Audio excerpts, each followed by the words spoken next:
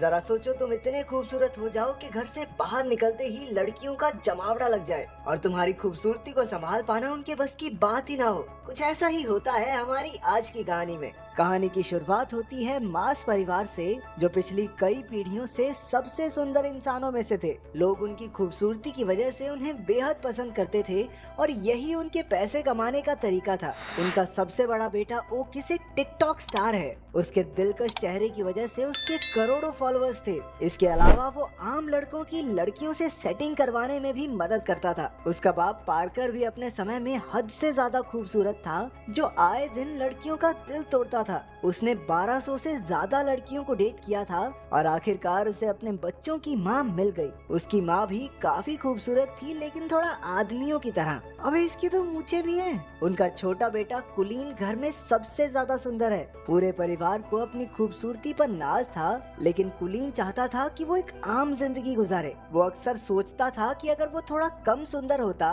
तो हर बार बाहर निकलने पर उसके पीछे लड़कियों की भीड़ ना पड़ती। उसके सुंदर चेहरे की एक झलक देखते ही लड़कियां पागल सी हो जाती। किसी की नाक से खून बहता तो कोई अपने बाल नोचकर इधर उधर कूदने लग जाती। नतीजा ये हुआ कि कुलीन की आज तक किसी लड़की से बात तक नहीं हो पाई थी। वो ज्यादा बाहर नहीं जाता था और अब तक घर से ही पढ़ रहा था। कुलीन के पास अपनी मछली के अलावा बात करने के लिए कोई भी नहीं था। वो अकेला ही पत्ते खेलते हुए मछली से बातें करता रहता। उसके इस बर्ताव से उसके परिवार को काफी चिंता हो रही थी। ओकिस कई बार उसे सुंदर लड़कियों की तस्वीरें दिखाकर पंप देता कि जा भाई दुनिया में लड़की लुड़की पटा, क्या कर रहा है तू।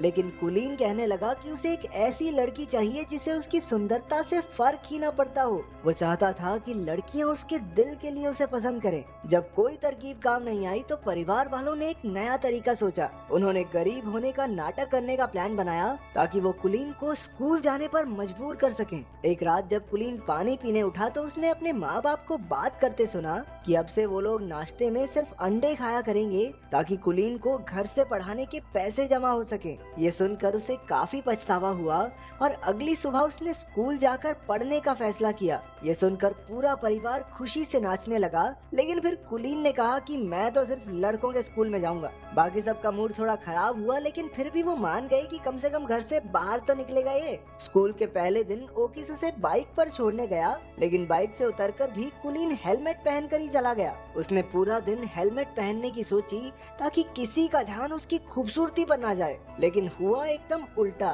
क्योंकि हेलमेट की वजह से सारे बच्चे उसे ही देखने लगे। उसे परेशान करने सिडी नाम का एक लड़का और उसके चेले आ गए। जब टीचर आई तो उसने कुलीन को हेलमेट उतारने को कहा। ना चाहते हुए भी कुलीन को अपना हेलमेट उतारना पड़ा और सबने उसका दिलकश चेहरा देख लिया। इसके बाद तो टीचर सीधा हॉस्पिटल में पहुंच गई, क्योंकि कुलीन को देखते ही उसकी सांसें थम गई थी। कुलीन सीधा घर की ओर भागा, लेकिन बदमाश लड़कों ने उसे रास्ते में ही पकड़ लिया। उसे स्टोर रूम में लाकर वो लोग सुपर हीरोज की तरह अपनी पहचान बताने लगे। ये तीनों पिछले 3 साल से स्कूल में पढ़े थे, क्योंकि सिडी को बस बीबीएम स्कूल की सबसे सुंदर लड़की अमेंडा के साथ ही पार्टी में जाना है। अमेंडा सिर्फ सुंदर लड़कों की बात ही सुनती है, इसलिए उन्होंने कुलीन को अपना डाकिया बनाने की सोची। फिर उन्होंने कीबो नाम के एक शरीफ लड़के को धमका कर उसका साथी बना दिया। कुछ देर बाद कुलीन प्रिंसिपल के पास इन बदमाश लड़कों की शिकायत करने पहुंचा। प्रिंसिपल बेचारा खुद ही अपने बेटे की वजह से परेशान था। वो उल्टा कुलीन से ही कहने लगा कि लड़की पटवा दे भाई इस बावड़ी बूंद से,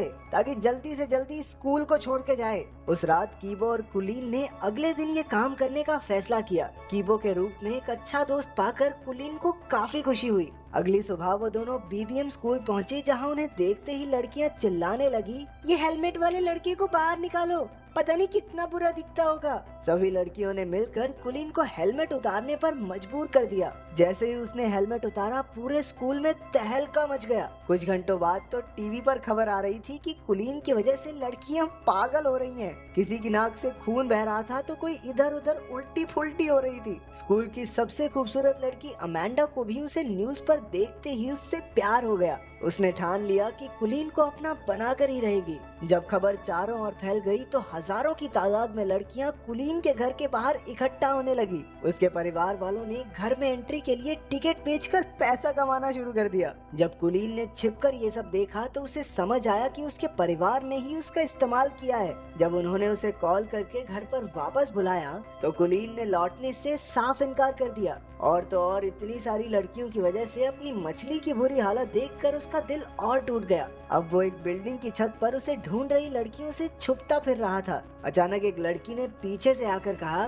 छलांग वलांग मारने का तो प्लान नहीं है ना तुम्हारा? कुलीन हैरान होकर उसे देखने लगा क्योंकि वो पहली लड़की थी जो उसे देखकर बेहोश नहीं हुई। उसे देखकर कुलीन के दिल की धड़कन बढ़ने लगी और वो कुछ बोल तक नहीं पाया। इसके बाद वो लड़की भी कुछ नहीं बोली और वहाँ से चली गई। कुछ देर बाद वो कीबो के घर रात गुजारने पहुँचा। कीबो और उसकी दादी ने उसका काफी ख्याल रखा। कीबो के कमरे में कुछ बहुत ही रेयर कार्ड्स को देखकर वो काफी खुश हुआ क्योंकि उसे भी ऐसे कार्ड्स कलेक्ट करने का शौक था। अगले दिन दोनों छत वाली लड़की को ढूंढने लड़कियों के स्कूल में गए। वहाँ पर उनकी मुलाकात अमेंडा से हो गई जिसे उन्होंने सिटी का खत दे दिया। अमेंडा कुलीन की खूबसूरती से फर्क न पड़ने का नाटक करने लगी, लेकिन जैसे ही वो गया अमेंडा की नाक से भी खून निकलने लगा। कुलीन को सीढ़ियों पर वो लड़की फिर से दिखी, लेकिन अपने आसपास लड़कियों के झुंड की वजह से वो उससे बात नहीं कर पाया। अगले कुछ दिनों तक कुलीन और कीबो साथ रहे और दोनों में गहरी दोस्ती हो गई। अगले दिन कीबो कुलीन को फुटबॉल देखने साथ ले गया, जहां वो अक्सर रेरे नाम की लड़की से मिलने जाता था।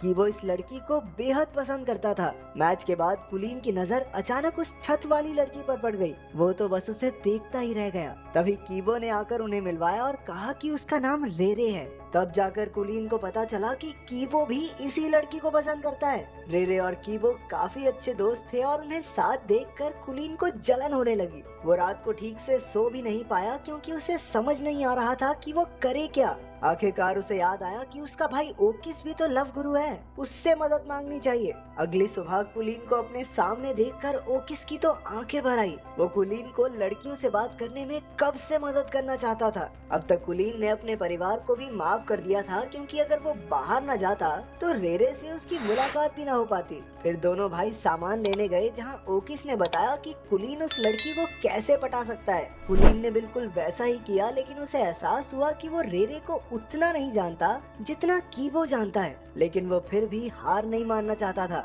एक दिन अमेंडा ने लड़कों के स्कूल में आकर कुलीन को अपने जन्मदिन की पार्टी का न्योता दिया और साथ साथ एक फोन भी थमा दिया कि बाबू मुझे इससे कॉल करना, ठीक है? फिर शाम को कीबो, कुलीन और रेरे घूमने गए। वहाँ कुलीन समझ गया कि रेरे भी कीबो को पसंद करती है। उन्हें साथ देखकर उसे जलन महसूस हो रही थी। बाद में कीबो के जाने पर उसने सीधा रेरे से पूछ लिया कि क्या वो कीबो को पसंद करती है। पहले तो रेरे नहीं मानी, लेकिन जब कुलीन ने झूठ कह दिया कि कीबो तो अमेंडा से प्यार करता है तो अचानक से रेरे का मुंह उतर गया। अब ये साफ था कि रेरे को भी कीबो पसंद है। इसके बाद घर लौटकर कुलीन ने अमेंडा को फोन करके उससे कुछ मदद मांगी और वो तो कुलीन के प्यार में कुछ भी करने को तैयार थी। फिर अगले दिन अमेंडा के बर्थडे पर कुलीन और कीबो दोनों पहुंचे तो अचानक से अमेंडा ने कुलीन को छोड़कर कीबो पर ध्यान देना शुरू कर दिया। वो उसे खींचकर साइड में ले गई और तभी रेरे भी पार्टी में आ गई। रेरे की नजर अमेंडा पर पड़ी जो कीबो को किस कर रही थी। ये देखकर उस बेचारी का दिल टूट गया और वो वहाँ से भाग निकली। उसके पीछे पीछे कुलीन ने भी जाकर अपने प्यार का इजहार कर दिया।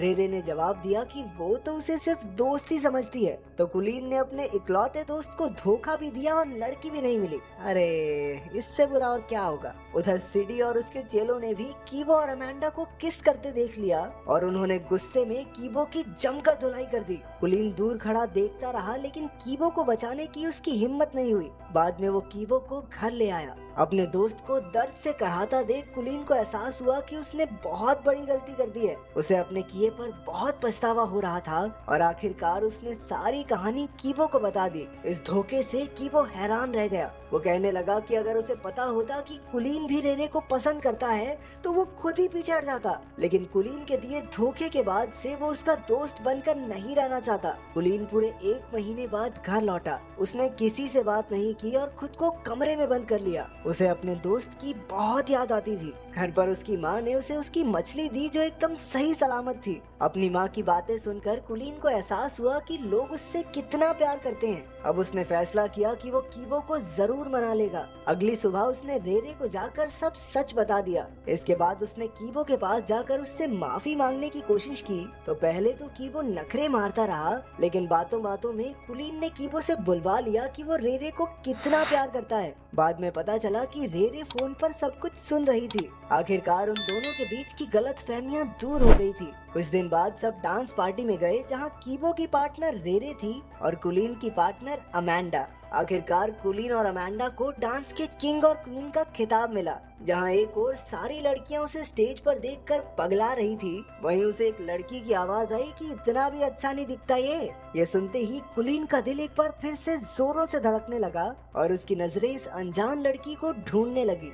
तो अगर एक दिन के लिए तुम इतने खूबसूरत हो जाओ तो तुम क्या करोगे, कमेंट्स में जरूर बताना।